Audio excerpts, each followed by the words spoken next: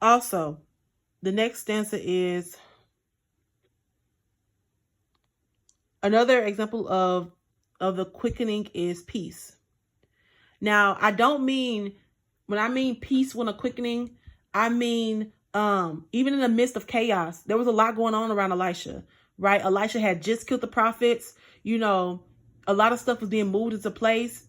There was the rain was coming. There was a lot of chaos around Elisha while all this was going on. This quickening was going on inside of him to run ahead of the chariot.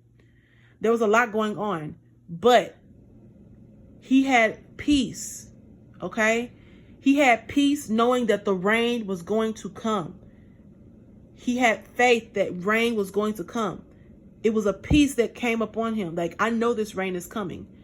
And because of that, because of the faith, it put him at peace, right? So everything around you doesn't have to be perfect for you to have peace. Peace is a fruit of the Spirit. Peace is a fruit of the Spirit, okay? And fruitfulness. A quickening promotes fruitfulness. So the rain did come.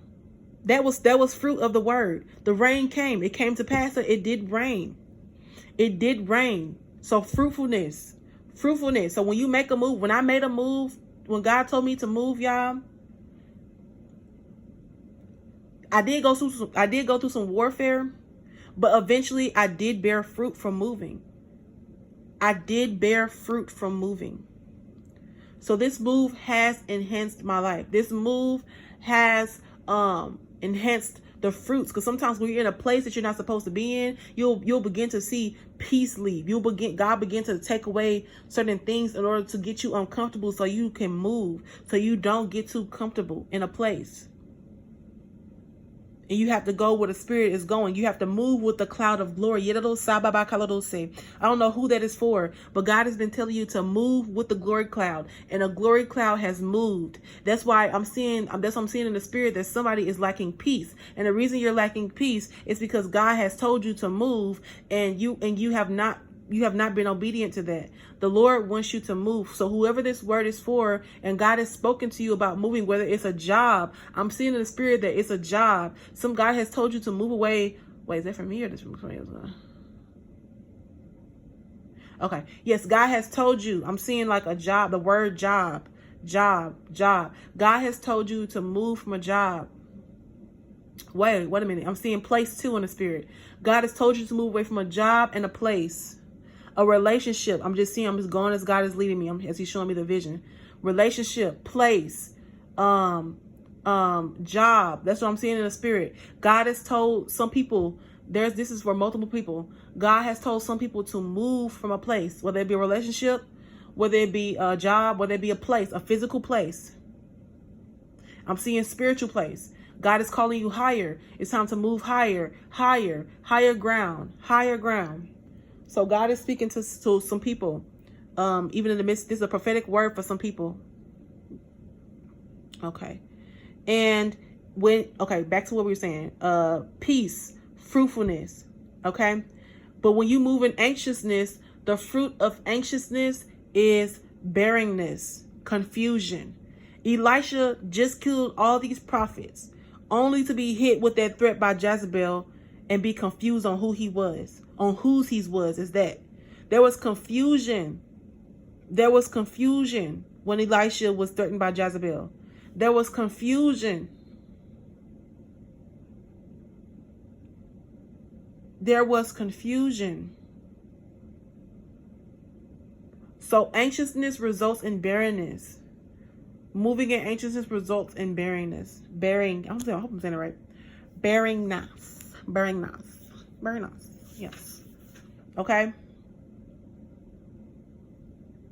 So this is what the Lord is saying. He's been quickening a lot of you guys, or He's getting ready to. And God wanted you guys to have these notes so that you can make the right decision. Okay. And it's nothing wrong with taking your time saying, hey, God, it says be anxious for nothing. So you don't have to fear, oh, God, what if I take some time to just ask you real quick? No, God understands. He understands. He trusts your heart, and He understands that you want to be led by Him. So he's not going to allow you to be misled, especially when you're saying, Lord, you know, I know that you're telling me to do this. Look at Gideon. Gideon's a perfect example. When Gideon asked the Lord, am I supposed to go and pursue these wars, right? Pursue this victory. He says, God, confirm, in order for me to confirm that this word is really from you, Lord, can you, he asked for all these different confirmations. Did that deter what God was going to do? Did that affect his victory in any form? No, it did not. No, it did not, because God understood that he had a heart to make sure that this was God. Because he says, before I'm going to go and pursue this, I need to know that this is you, Lord. I need to know that you sent this message to me. Okay? When God told me to move, when I heard in the spirit that he says it's time to move, I asked him for confirmation. I just like, God, I'm not going to just I'm like, Lord, I believe I heard you correctly, Lord. You know, but I'm not going to move until I get confirmation. Yeah, the very next day, I received every confirmation. It came in threes. I received every confirmation I was supposed to receive to move. Every single last one. Okay? So with that being said, guys, I love you guys. Be blessed. I hope that these notes blessed you guys. I'm going to try to put this in one concise video because I did have a little trouble recording some of the other stuff. But if I can't, it'll just be a part 1, 2, and 3. And I will have the notes on every one of these videos. That way you guys can look back to these notes or come back to this video when you're making decisions or when God is leading you to make decisions in a certain time period.